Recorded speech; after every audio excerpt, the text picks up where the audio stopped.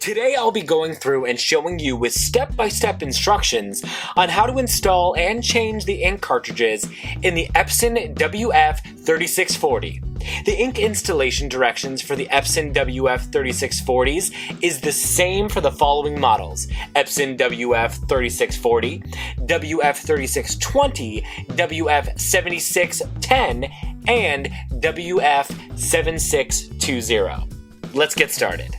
First, you're going to open the printer to access the space where you'll load the ink cartridges in and out. This can be found in the front of the printer, above the paper tray, but underneath the flatbed scanner and scanning bed. If you're installing the ink cartridges on a brand new printer, be sure to remove the placeholder plastic tabs before you try to install the ink cartridges. If you are replacing empty ink cartridges, be sure to remove the old cartridges before starting.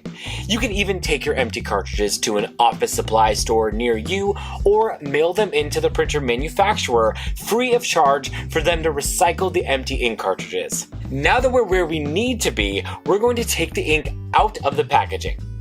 Then, align the ink cartridge so it will fit into the slot.